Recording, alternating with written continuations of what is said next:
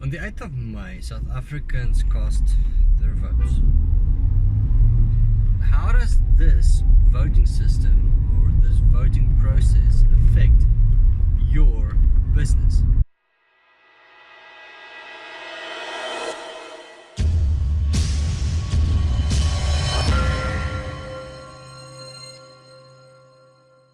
My name is Jacques Taljaard. This is usually Practitioner Accounting Services. Again, today this is my car. And in today's topic, I'll be discussing some things to take into consideration when answering the question, how does the election, the 2019 elections in South Africa, affect your business? Now, the first thing to take into consideration is the fact that government might remain the same. What does that mean for your business? When considering that a government remains the same, it will be business as usual. One or two international entities or countries might think it's a bad thing, and then the rand might weaken slightly, which means, a couple of costs goes up, and there is inflation or election-related inflation. If government changes, in other words, for argument's sake, the DA obtains a much larger portion of the total ballot, then the question is, how will this affect your business? Have you considered this? Now, a change in government usually means a change in policies. What kind of policies, you might ask? Well, those are going to differ depending on which industry you're in. For example, if you're in the carbonated drinks industry, a change in policy, well, change in government might mean a change in the health policy that government have. In other words, a reduction in the carbon tax or in the sugar tax. And this might mean that you might still sell your 500 ml, 440 milliliter of carbonated or sugary carbonated drinks, but you, for the same price, you would just make a bit more profit off of that. It would also mean that government's policies on reducing carbon emissions from cars might have the impact of the carbon tax might be increased, which means sales of new motor vehicles could be reduced again. Now, these are all aspects that you should consider depending on your business.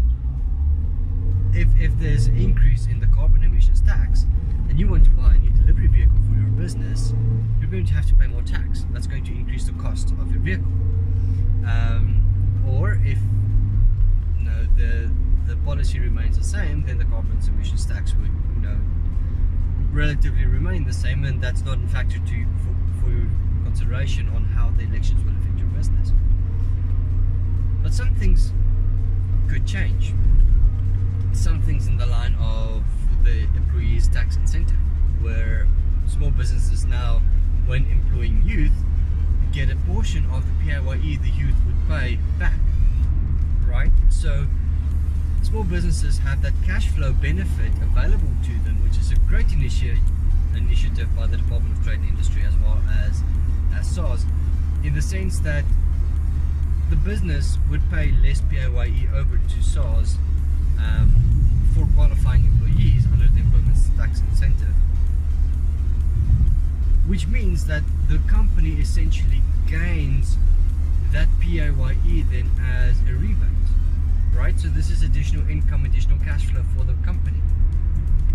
Now, if government remains the same, those policies might still remain the same. If government changes, those policies might change. The number of, or the criteria for qualifying employees might change, and employees that were previously, for example, not suitable or not qualifying might now become qualifying employees, and as a result then the company might benefit with more PAYE being withholdable, being subject to being without. Or the opposite could happen, and less of your employees might qualify for the small business tax or employees tax incentive or ETI, and as a result then you might have to pay in more PAYE to SARS, and this would essentially then mean the company has less money available for itself, and that's not where you would like to be. So all in all, to start off in determining how the elections will affect your business, you first need to decide or identify in which industry your business operates. Then you need to consider government policies on those industries. Then you need to consider how much you deal with government in your specific industry, right? In your business, how much do you deal with government? If you deal with government quite frequently, obviously this implication will be a lot bigger for your company. If you don't deal with government at all, other than the regulatory authorities like CIPC and SARS, then the impact of a change in government might be significantly smaller for your business. For SMEs, I don't foresee a big change. I foresee a much smaller change for the simple reason that a small to medium entity is much more flexible, it's much more adaptable, and as a result, the small to medium entity will not be that affected by a change in government. A small to medium entity will not be that affected by the elections, other than maybe losing out 1 day's worth of work, for which you have to pay an employee, or you have to pay your employees, and they're obviously not working. So having said that, since most of my clients, most of my viewers are small to medium entities and individuals, I honestly don't foresee that much of an impact of the elections on your business in the short term. Long term, likely. But then again, 25 years ago when the ANC took over power, they promised to root out corruption from the Nationalist Party, or the National Party government at the time, and that didn't happen.